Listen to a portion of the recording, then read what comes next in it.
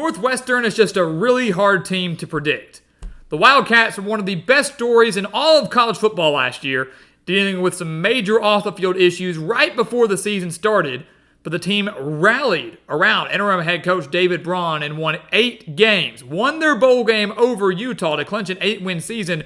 Braun got the interim tag removed and is now the permanent guy in Evanston. But this year, the Wildcats look poised to take a major step back. So welcome back to the Gridiron Expert, guys. We're so glad you could join us today to break down Northwestern, their schedule and record for this upcoming season. As always, please continue to like, comment, subscribe, share our videos, and check out everything down in the description below. That includes our website, thegridironexpert.com, home to our exclusive newsletters and expert picks, some of the best picks in the entire country for one of the lowest prices in the country. You do not want to miss out on those expert picks, guys, beating out over 80% of the national handicappers each of the last 6 years, and it will be 7 by the end of this year. So Northwestern, guys, here's the thing. I don't like using the word luck. They were a solid team last year. They played good football. They played inspired football. But this team benefited from a lot of things that went their way that probably won't go their way again in 2024, hence the major drop-off. Northwestern did go 8-5, but they were outgained in yardage in 8 of the 13 games they played, including 5 of their 8 wins. 6 of their 8 wins, including their bowl win over Utah, were by 1 possession, including a game against Howard that they only won by 3 points in a game where they were outgained by their FCS opponent. None of that is sustainable. It's just not sustainable this year in year 2 under David Braun with question marks on both sides of the ball. Take a look at the offense. They only averaged 22.1 points per game. It was not very good. Only 304 yards per game. Once again, not very good, but still managed to win those 8 games. They now add in Mike Wright at quarterback, the transfer from Vanderbilt and Mississippi State. Cam Porter does return at running back after over 650 yards last year. Bryce Kurtz returns after receiving over 700 yards last year. So there's talent there. Wright is a dangerous dual-threat QB that can improve on his passing, and if he does, the passing attack should take a big step forward. Porter is a dangerous running back. The talent is there, should be a little bit better. 71 starts back on the offensive line, but one that still needs drastic improvement after giving up 51 sacks in 2023. Defensively, that was the strength of the team last year. 8 starters are back after giving up just 22.5 points per game. So, I mean, look, the offensive numbers and defensive numbers very similar. They only gave up 183 passing yards per game. So that secondary for Northwestern was really, really good. Those numbers could take a bit of a drop. The secondary does lose 3 starters. So they're going to have to rebuild that a little bit. But their anchor of the defense, Xander Mueller, returns at linebacker. 110 tackles last year and 5 sacks. I really like the front 7. The defensive line strong. Mueller anchors the linebacking core. The front 7 should be solid. Can they fix the secondary, and can they face what is a relatively difficult schedule? Because you look at Northwestern. I mean, obviously with no division, some of these teams are going to benefit. They still got to play Ohio State, though. They've still got to play Michigan. They've still got to play Iowa.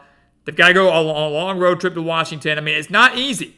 I'll tell you right now, I think they start off 3-0, but I would not be shocked to see them even start 1-2. Miami, Ohio is no slouch. I think they get the win over the Red Hawks, but it will be close. Miami, Ohio, the reigning MAC champions. Got a veteran QB in Brett Gabbert, arguably the best defense in the MAC. They actually lost to Miami, Ohio back in 2022, losing 17-14. I think they narrowly escaped them this time around. Wouldn't be shocked to see a loss, though.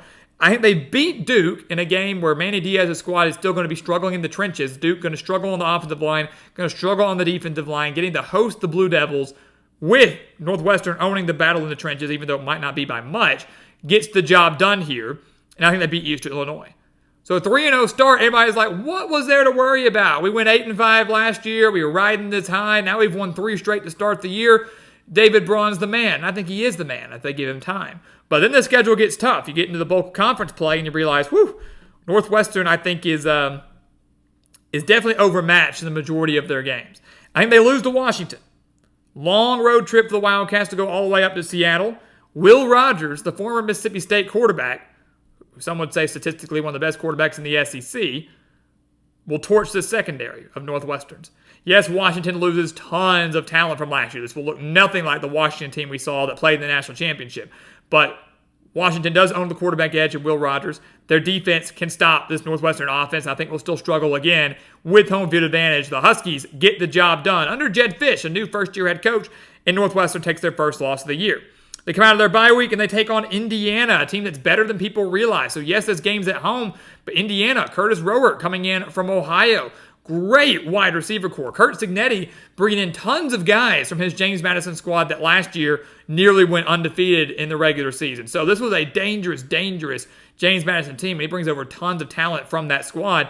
Indiana owns the edge offensively in this game. I think defensively they can match Northwestern. Some would argue it's better than Northwestern. The only thing the Hoosiers don't own in this game is home field advantage, and they can overcome that. So they lose to Curt Cignetti's squad. They lose on the road to Maryland, who they beat last year 33-27, but 10 points for Northwestern came on drives that began in Maryland territory. They scored 10 points on drives that started on the other side of the 50. That really benefited them. That was one of those kind of weird things that, again, wasn't necessarily lucky for Northwestern. Their defense did the job done, or Maryland just made careless mistakes.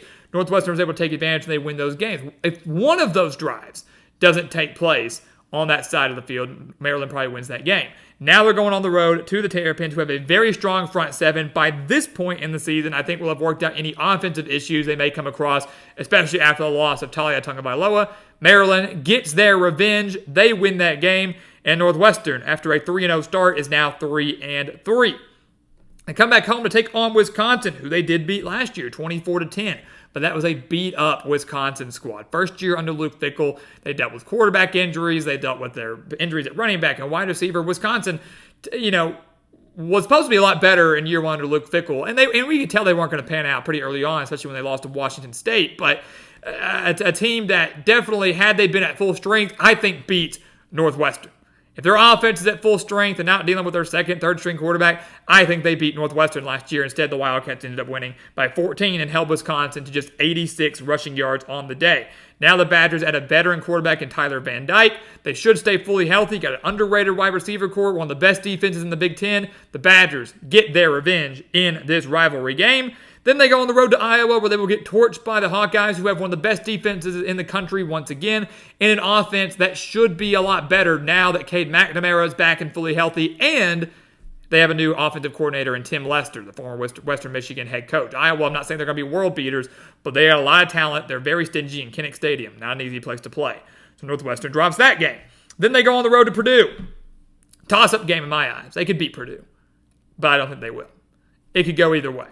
Purdue, though, returned a lot of talent. They returned Hudson Carr. They returned Devin Mockabee. They've got their coordinators. They got year two under Ryan Walters. The Boilermakers face one of the most difficult schedules in the entire country, so they might not show improvement in the win column, but in terms of competitiveness, in terms of statistics, they will be a lot better. And now Northwestern has to go to their house. They did win 23-15 last year, beat the Boilermakers by 8, but I think Purdue gets their revenge on their home turf. They lose there.